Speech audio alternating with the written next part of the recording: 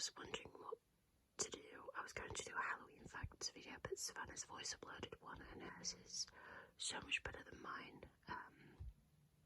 So please go and listen to that. What I thought I would do is, because I've had a couple of requests, to do another Twilight Zone episode reading video. So I thought I would do that. Now, just a minute. Sorry, just drinking. I don't know which episodes I read in my original video, and I hate listening to my own videos. I don't like the sound of my own voice. So I just clicked season, what is this? Season 3, and I'm going to start there. Also, I have a bit of a dry throat, non-COVID related. Like now, just a minute. So if I stop to take a drink, then I'm sorry. I hope you enjoy the ambience as well. I recently switched to electric tea lights just to kind of, I don't know, be a little bit healthier, I guess. Anyway, I'm going to start by reading. So I'm going to start by reading the season 3 episode premiere 2. A female soldier wearing a tattered uniform stumbles into a deserted city.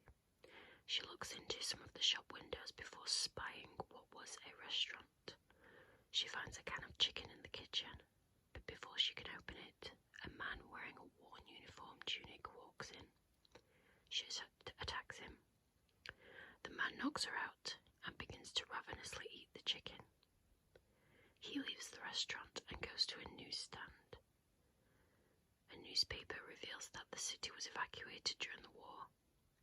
He returns to the kitchen and wakes the woman by dumping a pot of water on her face. He says there is no reason to fight anymore, as there are no more armies, only tattered rags that once resembled uniforms. He says that she can have the leftover chicken, but eventually realises she cannot understand him and departs. The woman is wary, but eats the chicken.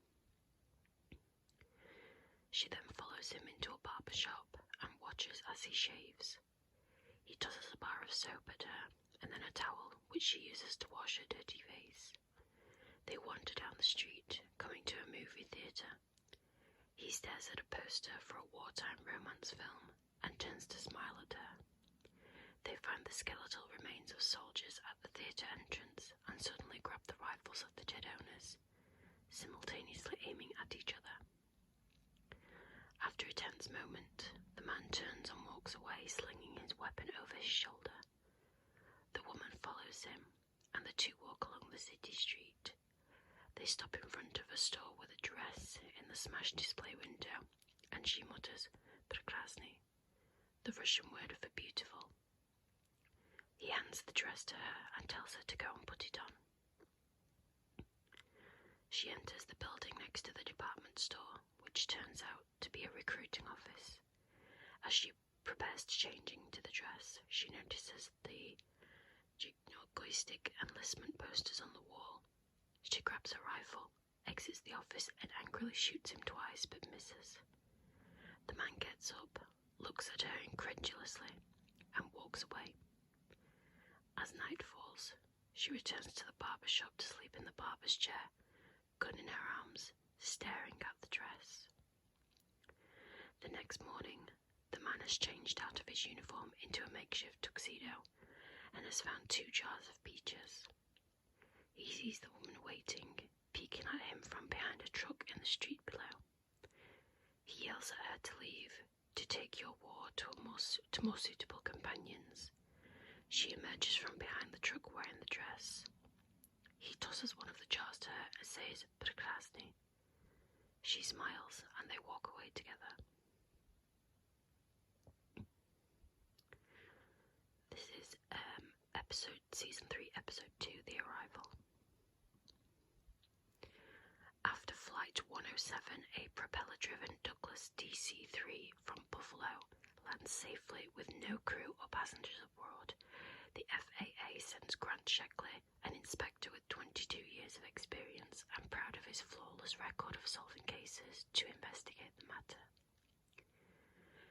is assisted by the airport staff, Vice President Bengston, PR man Mallory, Mechanic Robbins, and ramp attendant Cousins. But despite their combined efforts, no one can explain how an empty plane could safely land and taxi to a stop. Sheckley is nagged by the familiarity of the pilots' and passengers' names. The investigation continues to prove fruitless until Robbins remarks about the plane's blue seats, which puzzles Sheckley, who remembers them from when he entered the plane as being brown. Bengston further says they were red. When they examine the plane's tail, and each see different registration numbers, Sheckley claims the plane is not real, merely an illusion of each of them as imagined somehow. To prove his hypothesis, as well as to break the illusion, Sheckley proposes a simple yet potentially fatal test. He will put his arm in the arc of the plane's turning propeller. Despite their objections, he convinces staff to go along with it, and Robbins starts the plane's engine. After some hesitation, Sheckley places his arm directly into the spinning propeller. Just as he predicted, his arm remains unharmed, and the plane vanishes. However, when Sheckley successively returns to the others, he is met only with silence, as they each disappear just as the plane did. Calling out for the staff, Sheckley makes his way back to the operations room where he finds Bengston and Mallory, only to discover they have no recollection of the empty plane of Sheckley's investigation. When asked, Bengston says Flight 107 landed safely with full crew and passengers, and shows him a newspaper article to prove it. But as Sheckley continues to press them about losing Flight 107, Bengston remembers that the only plane the airline ever lost was Flight 107, 17 or 18 years previously. The case had been investigated by Sheckley but was never solved, the only case he has never figured out, closed as the presumed crashed for reasons unknown at sea. Sheckley staggers away and wanders through the airfield. He calls out, demanding to know the fate of Flight 107, then slumps onto the ramp as the sound of an aircraft's jet engine is heard passing overhead. This is Season 3, Episode 3, The Shelter.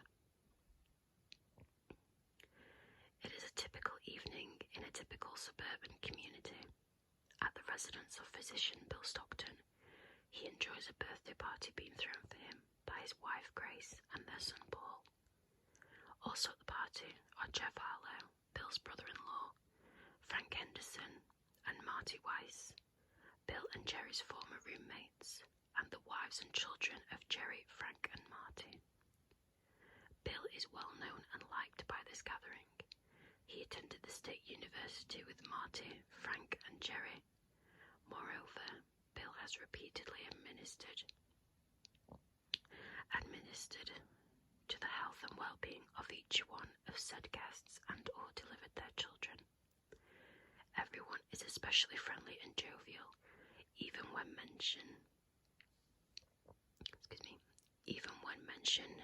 is made of Bill's late-night work on a fallout shelter which he has built in his basement. Suddenly, a civil defense announcement overhead by young Paul is made that unidentified objects have been detected heading for the United States. In these times, everyone knows what that means. Nuclear attack. As panic ensues, the doctor locks himself and his family into his shelter. The same gathering of friends becomes hysterical and now wants to occupy the shelter. All of the previous cordiality is now replaced with soaring desperation, pent-up hostility, searing nativism, and other suppressed emotions boil to the surface.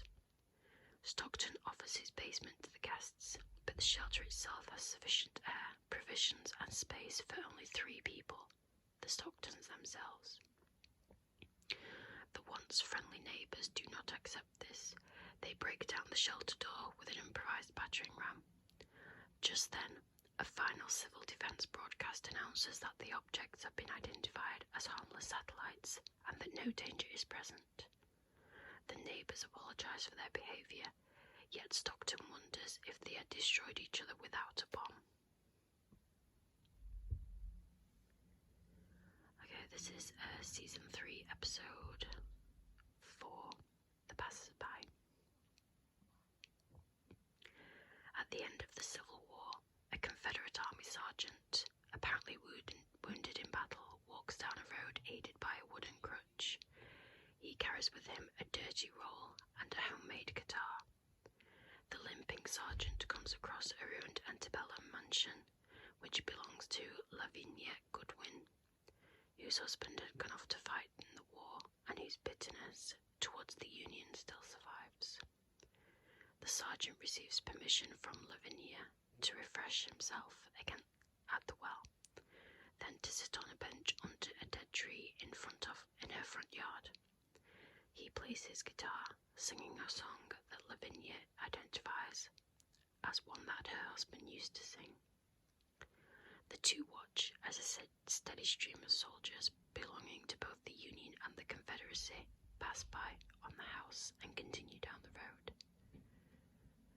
The sergeant learns that Lavinia has been very ill and that her husband was killed in battle. The sergeant begins to realise that this is not a normal road and these are not just wounded soldiers. He tells Lavinia that there is something at the end of the road and that he has to find out what it is. As the sergeant turns to leave, Lavinia moves in front of him and tries to persuade him to stay. Suddenly, they hear a man's voice singing a familiar song. The man is Lavinia's husband, Judd. Judd tells Lavinia that everyone on the road is indeed dead, including her. The sergeant, understanding now, walks down the road, but Lavinia refuses to believe that it is true. Judd tells her that there is nothing left for him in that house. Insisting that she is still alive, Lavinia pleads with Judd to stay. Judd refuses and continues his journey, disregarding her pleas. As he leaves, Judd tells Lavinia that he will be waiting for her at the end of the road. Lavinia cries out to her husband, imploring him to stay.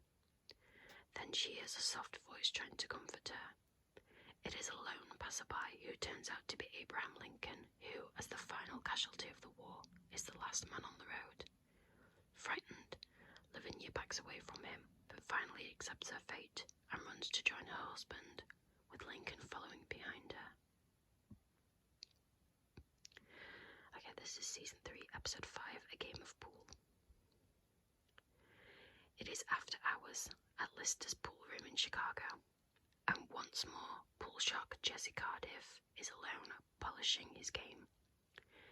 Jesse bitterly muses that he will be considered the greatest pool player of all time if it were not for the memory of the late James Howard Fats Brown overshadowing him. He says he would give anything to play one game against Fats, prompting Fats himself to wearily rise from a pool table in the afterlife to respond to Jesse's implied challenge. Jesse is then stunned to find Fats himself standing in the corner of the room. Even though Fats has been dead for 15 years, he has returned from the afterlife to grant Jesse's request and offer a bet. If Jesse wins, he will be acknowledged as the greatest pool player ever. If he loses, he forfeits his life. Jesse accepts the bet, and the two begin to play. Throughout the game, Fats laments that Jesse has done nothing with his life but play pool, explaining that he himself had lived a full life in addition to becoming a great player. Jesse ignores Fats, convinced that he is just trying to distract him. With one ball left on the table, and both men needing to sink it in order to win, Fats misses his shot, leaving Jesse with an easy approach to the pocket. Fats warns Jesse that he may get more than he bargained for if he wins the game, but Jesse disregards this advice and sinks the ball. He revels in his victory, now secure in his status as the best pool player of all time. Fats thanks Jesse for beating him, leading Jesse to angrily call him a sore loser. While he is ranting at Fats, the now former champion disappears. Sometime later, long after his own death, Jesse is summoned from the afterlife, just as Fats was before him, to travel to Mason's Pool Hall in Sandusky, Ohio, to play against a challenger. Known even in death as the greatest pool player ever, he must spend eternity defending his title against an endless series of opponents unable to stop until a challenger beats him and relives him of his title. Meanwhile, Fats has gone fishing, relieved of his obligation. This is Season 3, Episode 6, The Mirror. In a Central American dictatorship, Ramos Clemente and his 4 lifelong confidants, D'Alessandro, Garcia, Tabal and Cristo, stage a successful revolution against the regime of General de Cruz. Clement faces down de Cruz and revels in his victory, but the deposed general says that Clement will soon learn the consequences of ruling by force. De Cruz also tells Clement that his ornate mirror has the ability to reveal enemies in its reflection. Clement initially dismisses de Cruz.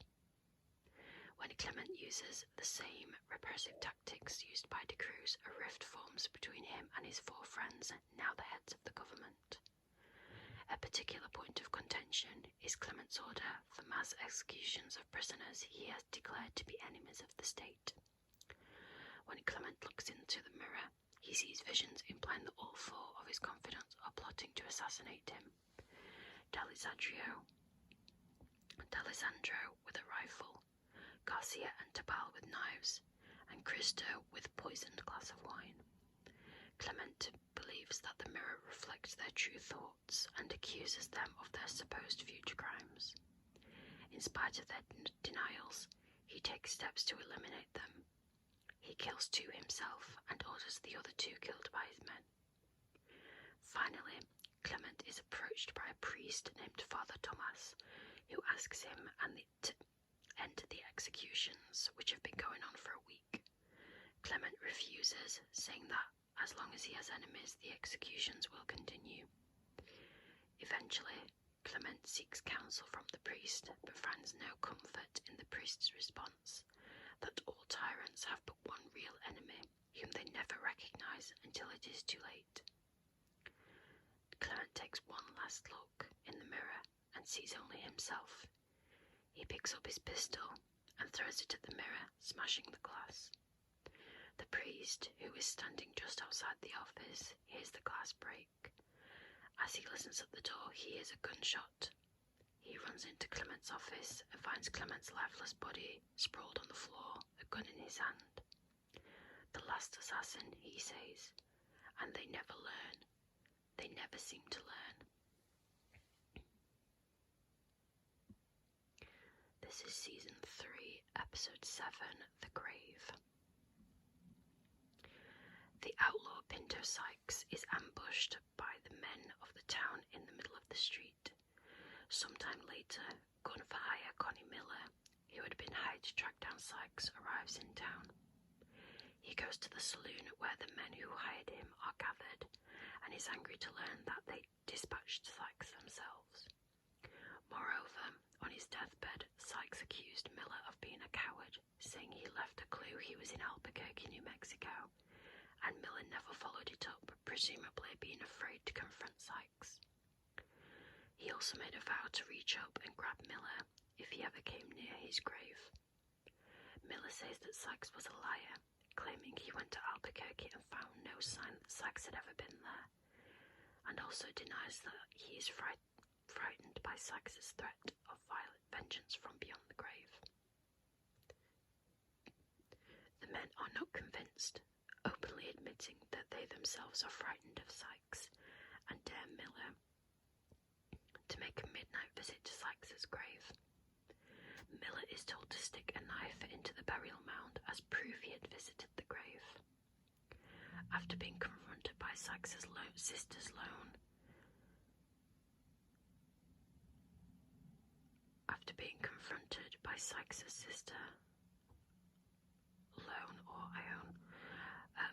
Miller treks in the cold, windy darkness to the cemetery, and at midnight kneels at the grave and plants the knife, but as he attempts to leave, he is suddenly pulled back down.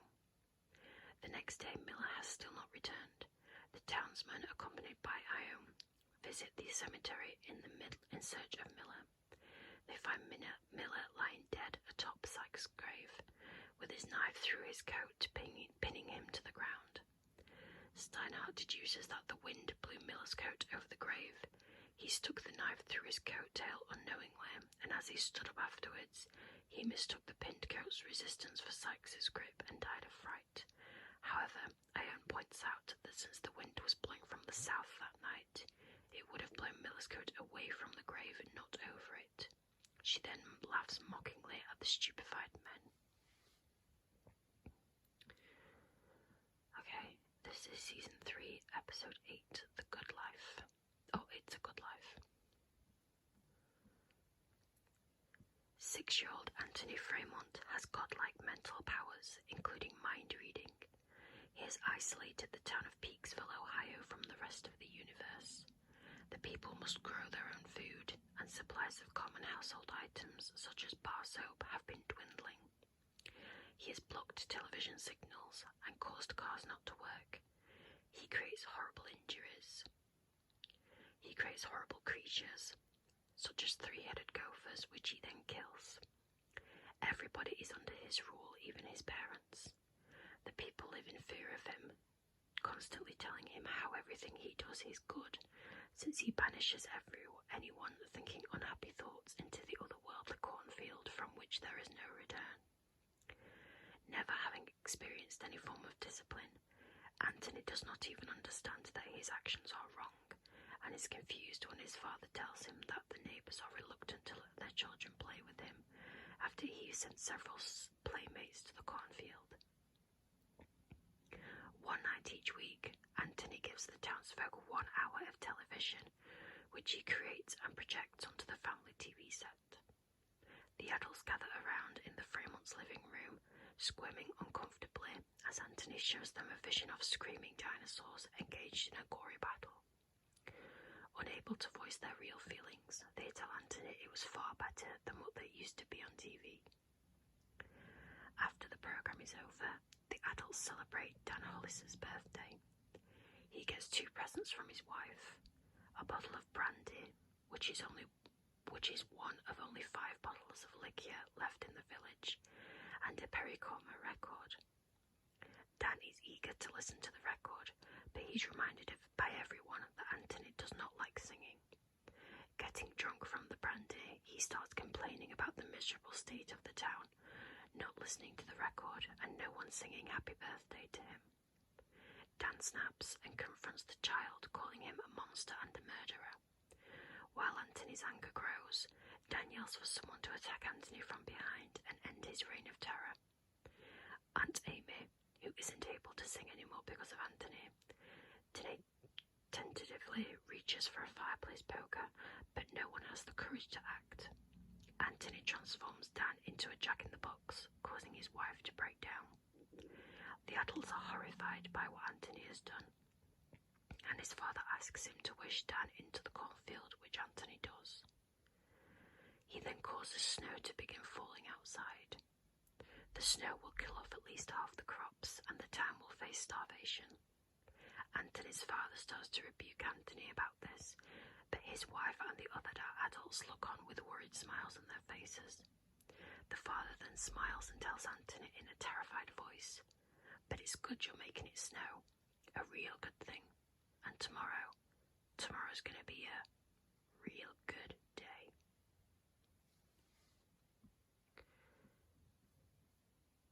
Okay, the next episode is Season 3, Episode 9, Death's Head Revisited. Gunther Lutz, a former SS captain, checks into a hotel in Dachau, Bavaria, under the name Schmidt. The receptionist seems to recognize him, but he deflects suspicion by claiming to have spent the war serving on the Eastern Front. After harassing the woman by forcing her to explain what the Nazis were doing in Dachau, he returns to the now abandoned Dachau concentration camp to recall his time as its commander during World War II. As he strolls around the camp, he smugly and sadistically recalls the torment he inflicted on the inmates. Lutz Lutz is surprised to see Alfred Becker, one of the camp's former inmates and a particular victim of Lutz's cruelty. Lutz supposes that Becker is now the caretaker of the camp, which Becker confirms in a manner of speaking. As they talk, Becker relentlessly dogs Lutz with the reality of his gross, inhumane actions, while Lutz stubbornly insists he was only following orders. Lutz tries to leave, but finds the gate locked. In one of the camp buildings, Becker and a dozen other ghostly inmates put Lutz on trial for crimes against humanity and find him guilty. When Becker is about to pronounce the sentence, Lutz mocks him as mad until he suddenly remembers that he killed Becker 17 years previously on the night US troops came close to Dachau. As punishment, Lutz is made to undergo the same horrors he had imposed on the inmates in the form of tactile illusions. He screams in agony and collapses.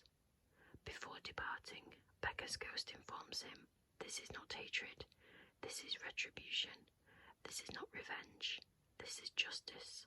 But this is only the beginning, Captain. Only the beginning. Your final judgment comes from God." Lutz is found and taken to a mental institution, since he continues to experience and react to his illusionary sufferings. His finders wonder how a man who was perfectly calm 2 hours before could have gone insane. The doctor looks around and asks, "Dachau, why does it still stand? Why do we keep it standing?" This is Season 3, Episode 10, The Midnight Sun. Earth's orbit has been perturbed, causing the planet to slowly fall into the sun. A prolific artist, Norma, and her landlady, Mrs. Bronson, are the last residents in their New York apartment building. Their former neighbours have either moved north to seek a colder climate, or they have already perished from the extremely high temperatures.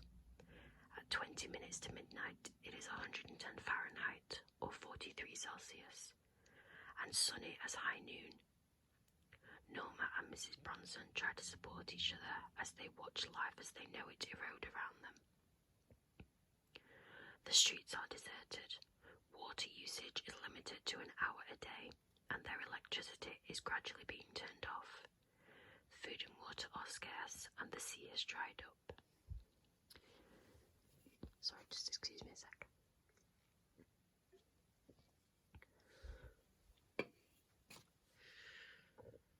A radio presenter announces that the police have been moved out of the city and that citizens must defend themselves against looters, then angrily goes off script, joking that you can fry eggs on the sidewalk and heat up soup in the oceans. The presenter is then forcibly taken off air. As the temperature rises to 120 Fahrenheit or 49 Celsius, the two women grow weaker. Norma burns her hand on a windowsill. Mrs. Bronson becomes psychologically unstable, beseeching Norma to paint a picture of a cool subject, rather than Norma's usual paintings of the sun and burning cities, screaming, "Don't paint the sun anymore." A looter enters the building through the roof access door, which Mrs. Bronson neglected to lock. They hide in Norma's apartment. The looter calls from the outside, demanding entry. Norma threatens him with a cocked revolver, and they hear him walk away. Against Norma's pleas, Mrs. Bronson unlocks the door and the stranger forces his way in, pulls the revolver from Norma and drinks their water. He calms down after seeing their distress and begs for their forgiveness, claiming that he is an honest man driven insane by the heat. He throws away the revolver and describes the recent death of his wife and newborn child. He begs for forgiveness until Norma acknowledges him with a nod. He then leaves the apartment building. In an attempt to console Mrs. Bronson, Norma shows her an oil painting of a waterfall cascading into a lush pond. Mrs. Bronson deliriously claims that she can feel the coolness and delightfully splashes in the imaginary waters before dying from heat stroke. Norma sits in shock as the thermometer surges past 54 degrees Celsius, 130 Fahrenheit, and shatters. The paint on Norma's oil paintings begins to melt before her eyes. She screams and collapses. The scene cuts to the same apartment at night, with heavy snow outside the thermometer reads -10 Fahrenheit or -23 degrees Celsius. Norma, who has been bedridden with a high fever, is being cared for by a doctor and Mrs. Bronson. The Earth moving closer to the Sun is revealed to only be a fever dream. In reality, the Earth is moving away from the Sun, and the world's inhabitants are actually freezing to death. Okay, I'm going to read one more. Season 3, Episode 11, Still Valley. Set during the Civil War, the episode opens with 2 Confederate Army soldiers. They have been assigned to scout on the Union Army that is marching on the valley below. Sergeant Joseph Paradine hears the army approaching, but suddenly the sound stops. He decides to descend into the valley to see the course for himself. His companion refuses to accompany him. When Paradine gets into town, he finds the army there, but all of them are motionless as if frozen in time. He tries to unsuccessfully wake them. Finally, he comes across an old man named Teague, who is unaffected by the strange phenomenon. Teague claims to be a witch man and says he used a magic spell to freeze the soldiers. Paradine does not believe him, so Teague casts the spell on Paradine, freezing him. When Teague lifts the spell on Paradine, he brags that he could stop the entire Union Army in this manner, ensuring the success of the Confederacy. Paradine asks why he doesn't, and Teague replies that he is dying. He gives his book of spells to Paradine, encouraging him to use it, but when Paradine looks in it, he realizes that using magic requires one to align himself with Satan. Teague dies, and Paradine returns to camp to tell his superior about what happened. The superior doesn't believe him and encourages him to get some rest. While another scout returns with the same story, the superior realizes that Paradine is telling the truth. Paradine relates the story about the old man, the spell book, and making a deal with the devil. The superior officer decides that the devil is the only one who can help them win the war, and encourages Paradine to read from the book. Paradine discovers that using the book's magic requires that not only must he praise the name of the devil, but he must renounce the name of God. Rather than do either, Paradine throws the book into a fire, saying that if the Confederacy is to die, let it be buried in hallowed ground. The next day, Paradine receives orders that the army is going to march to Gettysburg. Okay, I'm going to leave it there. I can do a part 3 though, if